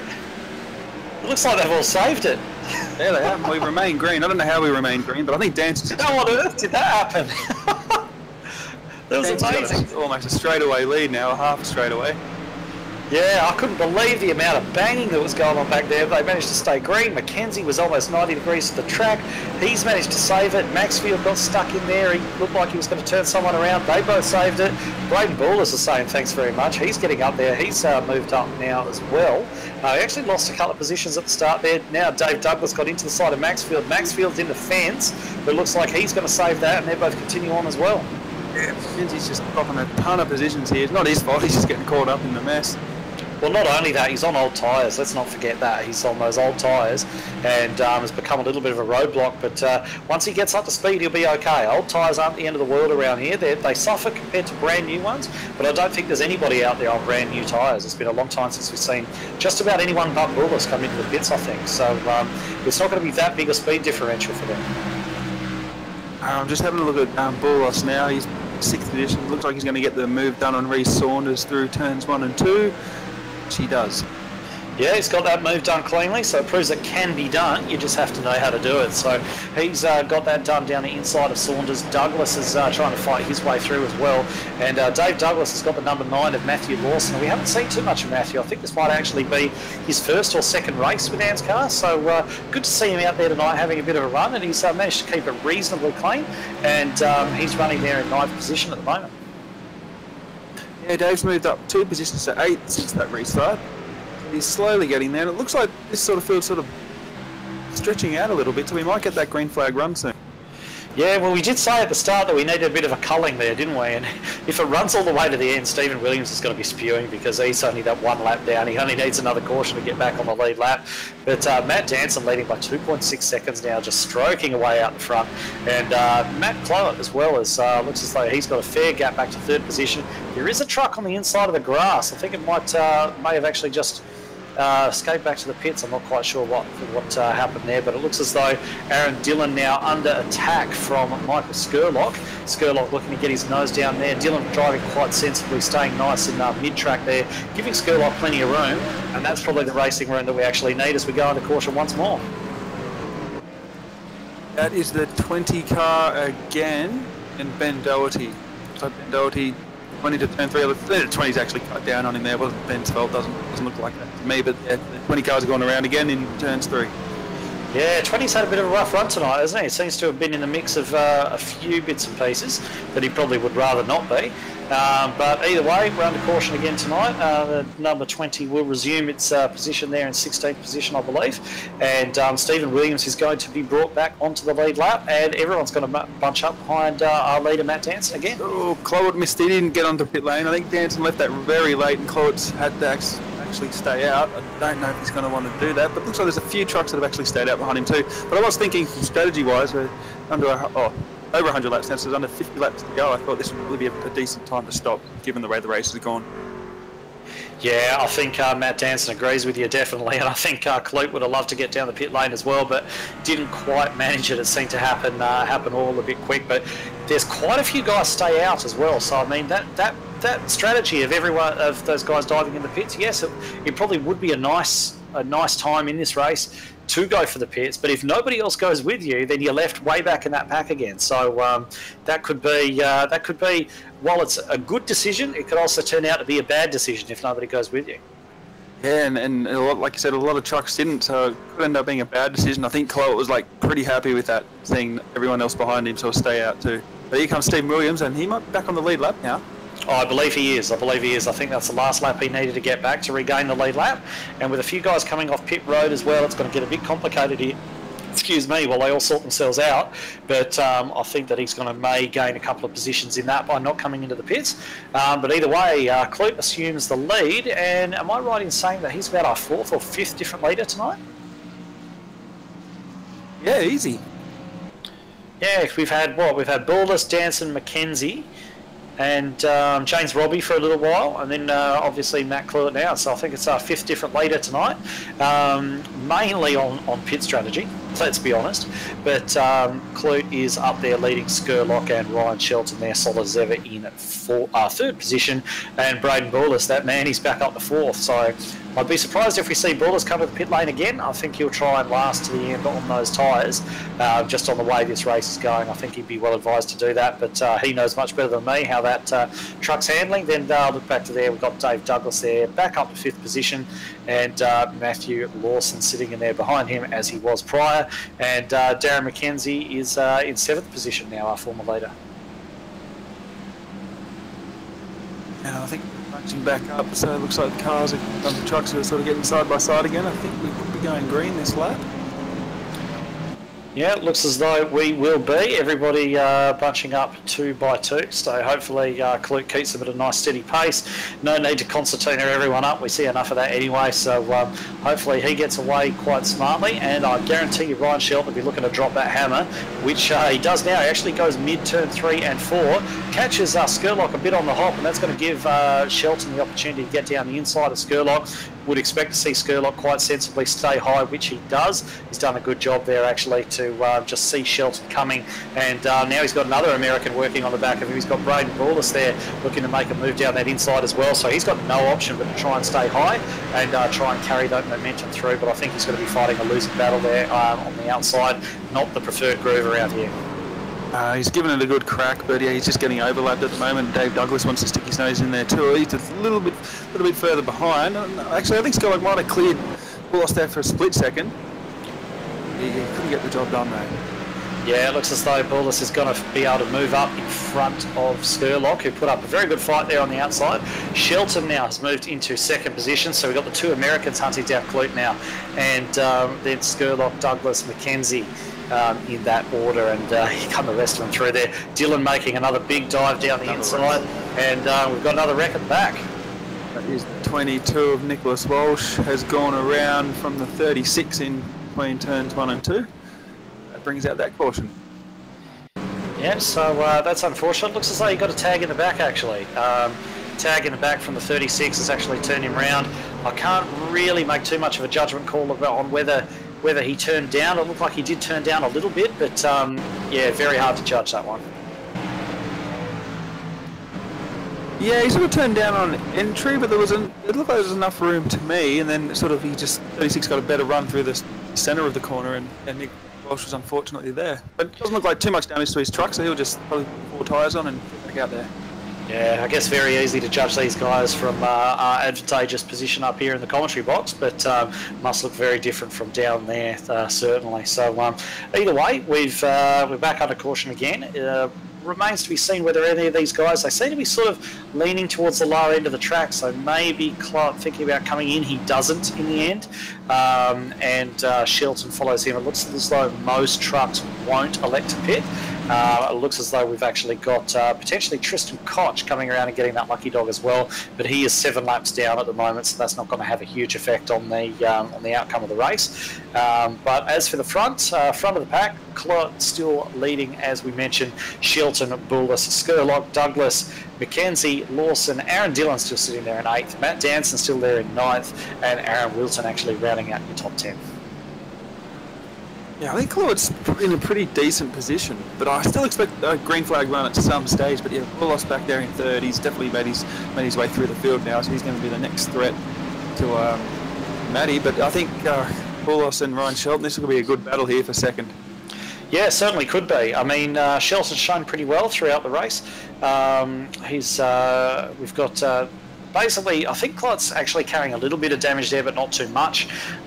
So if we do get a bit of a green flag run, I think he's going to come under a fair amount of pressure, but it is very hard to overtake around here, as has been amply demonstrated to us all night. So with the hot track and everything else, it's quite difficult. So, and I mean, if we do get a run of cautions to the end of the race, if the race continues on the way it has been running so far, you wouldn't discount Clute actually taking this out, even with the speed of especially Bullis in there behind him.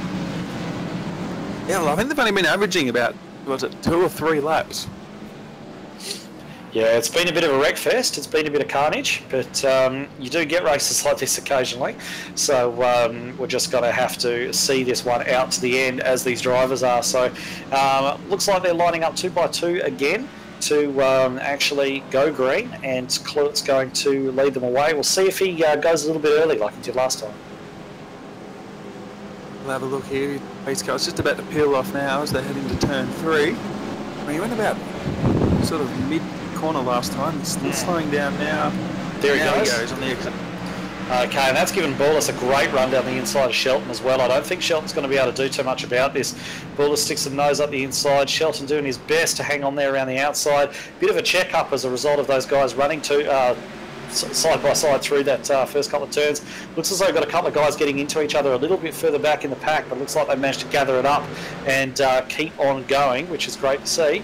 And so we've got Clute, Bullis, Shelton, who's just sticking his nose down the inside of Bullis now as well. Looks like he's going to have a run back on the 0-1. Looks like he's not going to actually get that move done, but certainly a good sign of intent there from Shelton. He doesn't intend to take this line down. As we say that, he gets a bit of curb, has to run out wide, and has given an open goal to Michael Skurlock to actually take that 3rd position away from him. Yeah, and Matty lost a bit of... Oh, another wreck. Another one. So who was it this time? Oh, it's the 74 of Bradley Teeney. I don't... no, it's happening in front of him, but it's the 20 truck again. I can see he's gone around. It's like all by himself on the exit of turn 4, and it's just caught another couple of trucks behind him. Bradley Teeney, one of them. He was the first one involved. Yeah, so that's 20 all on his own. So that's Carl Hoffman's. And that's, yeah, he's had a bit of a rough night tonight, Carl. I haven't seen too much of him. I think he may have actually raced last week in the trucks, but I think that's going to be his last involvement tonight. Running into the pit lane there, smoke billowing from the back of that number 20 truck, and I think that's just taken a bit too much punishment. It's had quite a few hits. It's had more hits than Elvis tonight, that thing, and it's finally given up the ghost.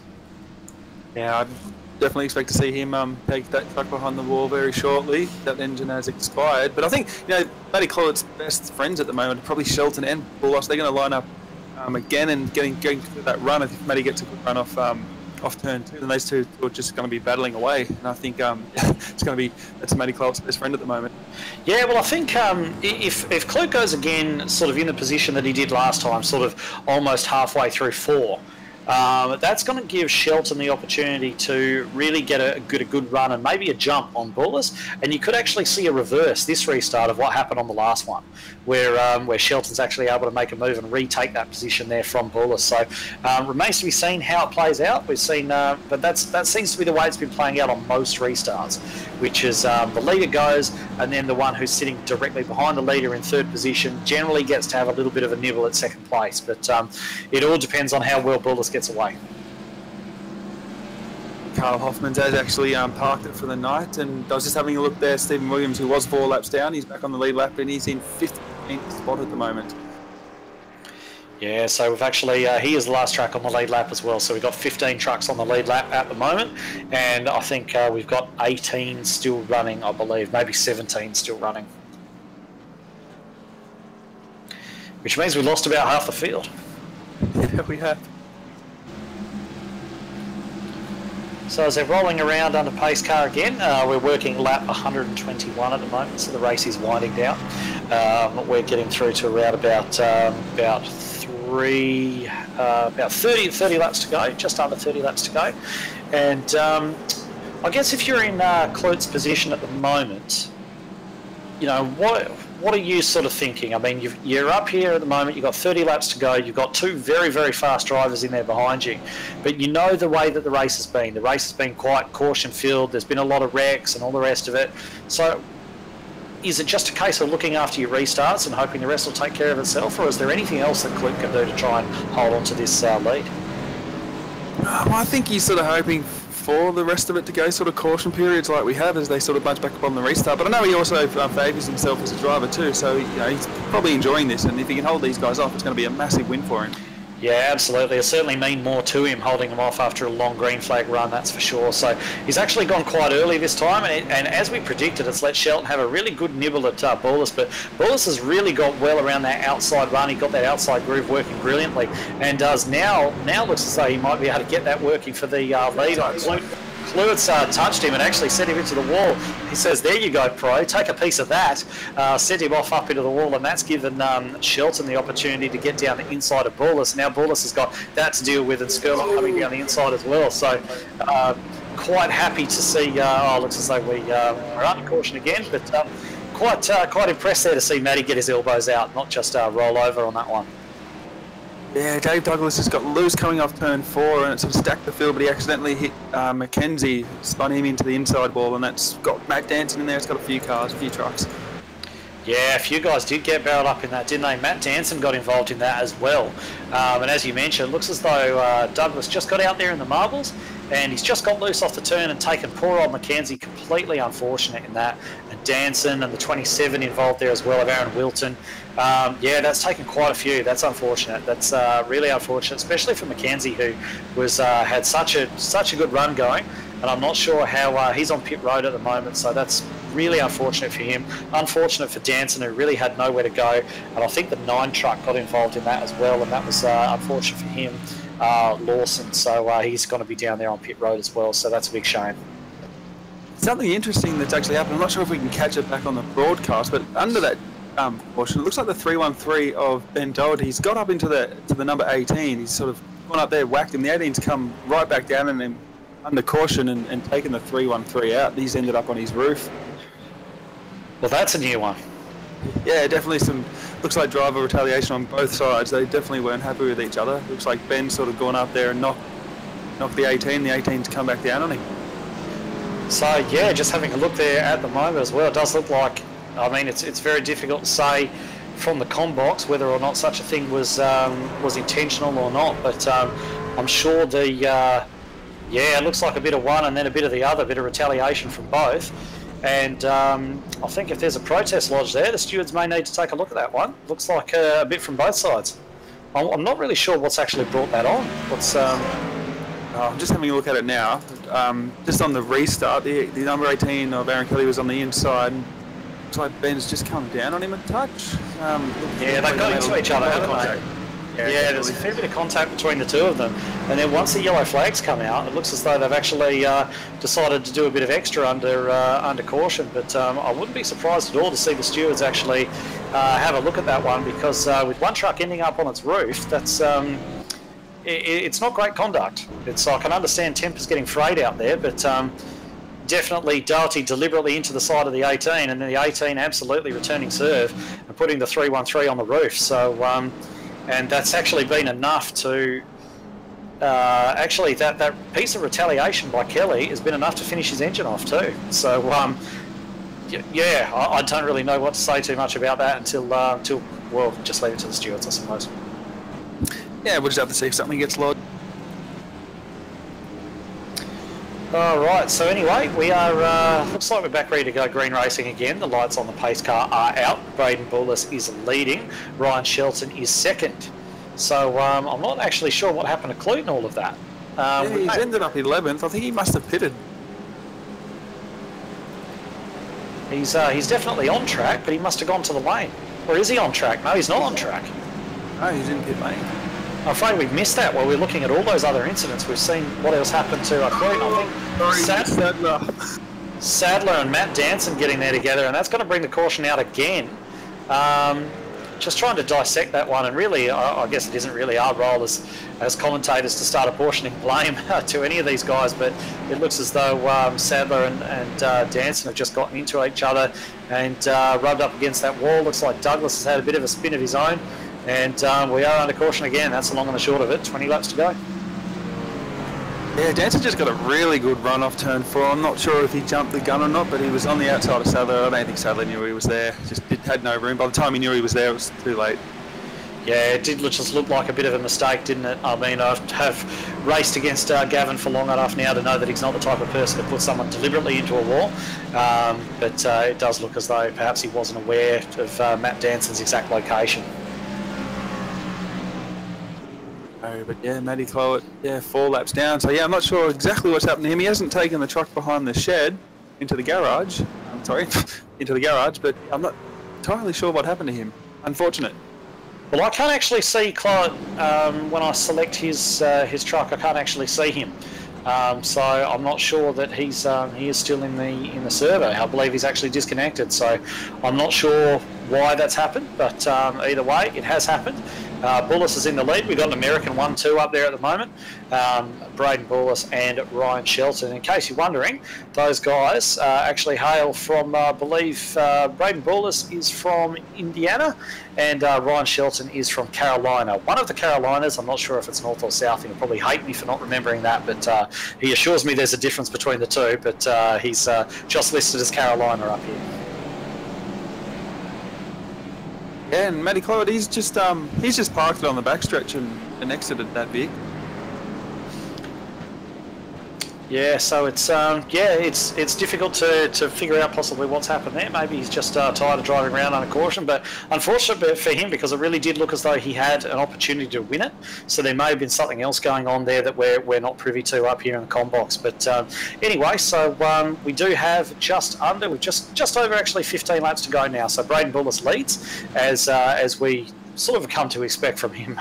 Certainly has been quite dominant in the races that he's entered. So he's there. We've got Ryan Shelton there in second place behind him, then Michael Skurlock, Aaron Dillon, Todd Maxfield, both of those guys up there. Despite being involved in a couple of little incidents, they're both still up there. Stephen Williams has made his way all the way back to 6th position from being 4 laps down.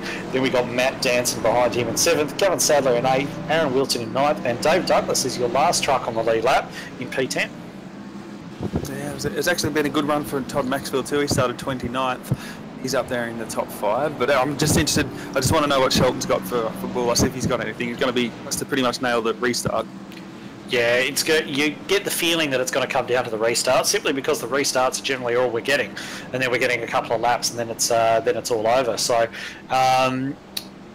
let's hope that we get a nice run to the end. I wouldn't put money on us getting a nice green flag run to the finish, but either way, we do have a couple of very capable drivers up there on our front row at the moment in Bullis and Shelton.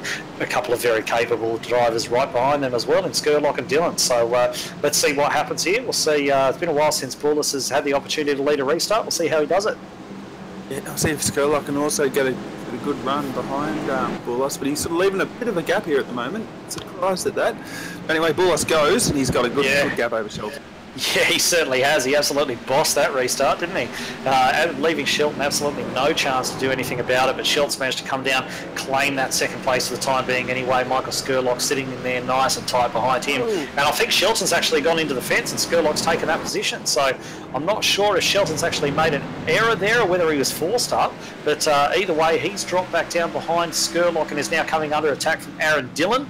And Dillon's having a look at him as well. He's got to be all over the back of Shelton, trying to get his nose in there. Hopefully we don't see another late braking move like he tried earlier on in the race. I think he's probably learned from that one, and he'll try a bit of a safer way on getting past Shelton if he manages to do it. But there, Matt Danson's forcing his way back up through as well. We saw him get involved in that incident before. Stephen Williams is up to 5th, Matt Danson up to 6th, and Todd Maxfield has dropped down a little way as well. So these guys just starting to string out now as well. There's a few battles going on further back there in the pack, and they seem to be pretty much amongst the lap trucks. And speaking of lap trucks, we've actually got the number 43 of Tristan Koch just trying to stay down there now, out of the way. Michael Skurlock looking to put another lap on Tristan, and Ryan Shelton looking to do the same. Yeah, just a couple of laps ago, Maxfield went a bit wide there in turn 4. That's why he sort of popped back and put Stephen Williams 4 laps down. He's 4 laps down in the 5th position. Yeah, unbelievable recovery drive from him. Just shows never give up, doesn't it? That old saying, never more true than in stock car racing, because anything can happen. It definitely can, but anyway, you got Maxfield on the inside now of Danson. He might get this move done. They come together actually. Not much there. And they keep continuing.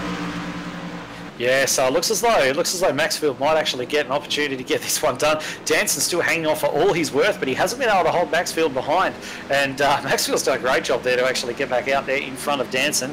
And Danson doing his best in that damaged truck. Don't forget, they're both carrying a fair bit of damage, but Danson really did cop a really horrible hit to the front of that truck earlier on. And it looks as though we've got a couple of guys battling there as well. Blocks being thrown as well. It's probably a little bit crazy for this time of the race. Or was it a block, or was somebody just getting loose? Who can tell? But Ricky Cornwall's a bit sideways. He's trying to make a move on Latter now. I think Latter is Latter up there on the lead lap at the moment. I can't even tell. Yes, he is. Or is he? No, he's actually 10 laps down. My apologies. So yeah, there's quite a few little bits and pieces going on between these guys at the back. But Braden Bullis has assumed his customary first position and is just rolling away in the lead at the moment. And I think Skurlock is going to be quite happy there, sitting in second without too much pressure from behind from Shelton. No, he's done well. He's got a pretty decent gap back to Shelton. He's got a back gap down to Aaron Dillon, but they've all sorted themselves out. There's a little bit of racing going on behind them between Matt Danson trying to get around Maxfield. Cornwall and Damon Stockton are still going at it, but the rest of it actually looks pretty clean at the moment. I mean, saying that, Dave Douglas almost gets to the back of the 15. He's just lost an engine, so we'll see if he can actually get onto pit lane. Who's lost the engine? Was it Latter? Yeah, it was. Yeah, he's got off the racetrack though, so we remain green. Good job by Michael Latter. Yeah, he's done well up there actually. Lose the motor and get down there without causing a caution when a lot of the guys are struggling not to cause a caution in healthy trucks. So he's done quite well there. So just having a look through the pack now, we can just see Skurlock putting a move on. I believe it's Kelly, who's a bit of just a few laps down after getting those repairs, popping the engine earlier on, and Ryan Shelton making a very close move, not leaving him too much space at all around the outside as he tries to take the optimal line in pursuit of Michael Skurlock. And then looking back a little bit further, we've got Aaron Dillon, who's just going to try and hold off that 4th place from Stephen Williams. Stephen Williams seems to have quite a lot of pace in that truck at the moment, might be running on much fresher tyres than Dillon, I believe. This is probably actually our closest battle on track at the moment, although we're going to have to flick back to the front quite soon because we're nearly done with this one. We're only a couple laps away from the end. So Bullis looks as though, as things stand, if nothing goes wrong, and I'll specify if nothing goes wrong for him, he'll take this one out. But at the moment, we've got Williams all over the back of Dillon trying to get that move done. Yeah, we do, and it looks like Matt Danson's truck's really struggling at the moment. He's just dropped back. 18 sort of getting in the way of these cars a little bit, but Stephen Williams manages to get by him. He's still in 5th position. Yep, certainly does. So he's still sitting back there. We'll just rejoin Boulis for the last lap of this race, lap 150. It's been a long one tonight. It's been quite a slow one, to be perfectly honest. Braden Boulis coming around to actually take the victory here tonight. 150 laps. They're all done, and he's going to come around and cross the line and take a well-deserved victory from Michael Skurlock, who's going to be very happy with second position, I believe, just ahead of Ryan Shelton coming home in third. So the Americans didn't get their 1 and 2. And looks like Aaron Dillon held on to that fourth place ahead of Stephen Williams, Maxfield, Wilton, Matt Danson coming back there in 8th position.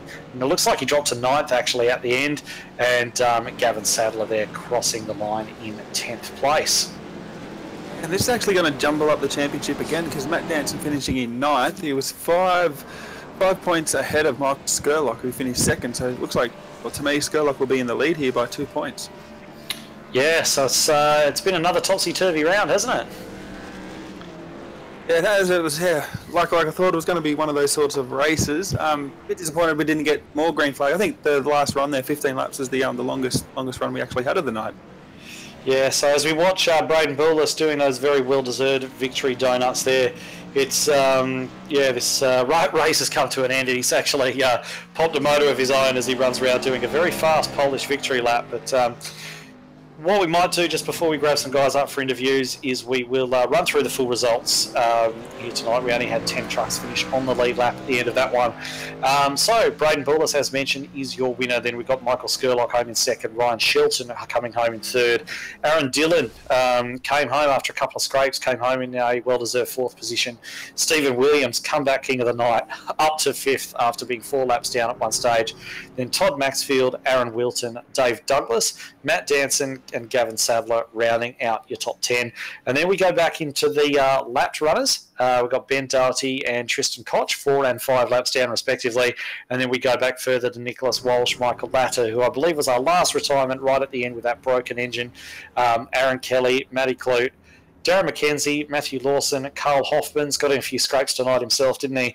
Bradley Cheney, Rhys Saunders, Bomford, Stockton, Cornwall, Sloggett, Jacob Dixon, Jason Williams, Will Barrington, Josh Carroll-Baldwin, James Robbie, Brian Richmond, Otis Cornwall, Michelle Jackson Callow, Jake Maloney, Owen Kelly, John Sorensen are all either not finishing the race or finishing several laps down and not really being in contention there at the end. So, right, before we dive into some interviews, what do you make of that? Oh, honestly, it was a bit of a messy race, but had its moments. Like, there was a lot of beating and banging. There was some funny stuff going out there, and it wasn't too bad to watch. But I hope they didn't scare away the newcomers. They're not all like that. I think it was just a product of the track and how many actual trucks we had out there tonight. Yeah, certainly was. So we've got a few guys sitting there in the green room at the moment. We've got Aaron Dillon, Dave Douglas, and Michael Skurlock there. So maybe, Daniel, if you wanted to grab Skurlock in there for a little bit of a chat, and as he was our second place finisher tonight. Yeah, too easy. What time? Hey, Michael Skurlock, how are you doing? Yeah, better now, that's over. Yeah, for sure. It was a bit of a long night, mate. What did you think of that race? I don't know. Basically, where I started in the race is near, just I didn't really move from those positions for 90% of it. And Matty disappeared at the end there and sort of gifted me one. And then I had the inside, and luckily I managed to use it on the last restart to get around Shelton. So all in all, I was just a bit of luck again. Yeah, just so many cautions. Don't know what was going on back there. Yeah, well, it was pretty messy from our point of view too. But yeah, like you said, you're up there pretty much all of the night. Relatively clean truck by the end of it, by the looks of it. Yeah, there was a couple of bangs here and there, but yeah, I always just around here, I always just say, be nice to the truck in front of you, and everything's fine. You don't have any problems. But obviously, people weren't getting the memo on. No. Well, I'm just about to upload the new, after that race for the championship lead, but I'm pretty sure you're actually going to have the championship lead by 2 points now. I'll have to get that confirmed, but yeah, well done. That's the way I see it at the moment. Yeah, she's a bit of a nail biter. Unlucky to Matt there at the end. I think he got buffeted around a bit. And Jason, I saw he disconnected halfway through. He must have got busted up as well. So, yeah, and a bit of luck again. Yeah, he ended up in a few wrecks there tonight. But anyway, is there anybody you'd like to thank and shout out to before I let you go? Yeah, just all the boys at Illusion Motorsport and Scrubbers Detailing. Cool, man. Well, you have a good night, and congrats there on second, and we'll catch you next week. Thank you, boys. Thank you. All right, no problems, guys. So that was your second place finisher and new points leader, Michael Skurlock there. Having come in after a pretty rough race tonight, but he managed to keep himself relatively clean. And what we might actually do is we'll have a bit of a chat to Aaron Dillon. He came home fourth at the end of all that after a couple of little incidents. So I'll have a bit of a chat to him and see how the race unfolded from his point of view. Aaron Dillon, Edward Foster here in the Performance East streaming commentary box. Fourth place tonight. Well done. Yeah, thanks, Edward. It was a bit of an interesting race, but it was a pretty good result. Yeah, it seemed like a bit of a messy one. There are a few little incidents going up and down the field, and you got involved in a couple of little ones yourself, and they seem to mostly be with your teammates. Talk us through those. I think I owe the boys a few beers after that one. Unfortunately, I got a good run on the start a couple of times, and got a bit ambitious. Yeah, certainly early on in the race after those little pieces of contact, we thought that you might wind up sort of falling into the trap of getting a bit mired back in the field. But with a couple of things happening in front of you and a little bit of strategy as well, you managed to sort of move your way back up and keep it relatively solid and error-free from there while people sort of almost fell apart around you. So, I mean, in terms of trying to stay out of trouble and trying to avoid those wrecks as they were happening, I mean, did you have any other close calls? Yeah, there was a couple of close ones there. There was one where a couple of cars spun in front of myself and Todd got caught up and I managed to get through. But yeah, there were only a couple of little minor ones. Damage didn't really affect me, which was lucky. Yeah, that's one of the good things about these low-speed short tracks is aero damage doesn't really come into it too much. So, anyway, excellent drive, fourth position. Got to be happy with that. Good haul of points. Is there anybody that you'd like to give a shout-out to before we let you go? I'll just give a shout out to the boys, especially Walshy and Toddy for getting into them early on, and Hot Toddy's heater installations and TV install.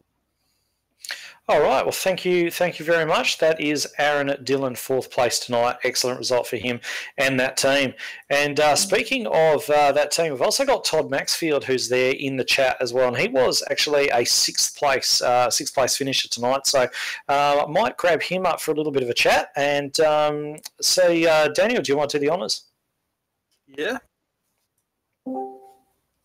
Yeah. We'll Todd Maxwell, Danny G in the commentary box. How are you doing tonight? Yeah, I'm good, thanks, Jed. Danny, yourself? Yeah, not too bad, thanks, mate. Well, you started 29th, finished 6th. How was your night? Mate, it was one of the best races I think I've run, but shame with all the cautions in there, but I think it played for my luck. Yeah, definitely. You're in a bit of action there too. We saw you sort of knock around, not knocking other cars out, but you were bouncing off a lot of people and getting sideways there, especially at the end. It looked pretty fun.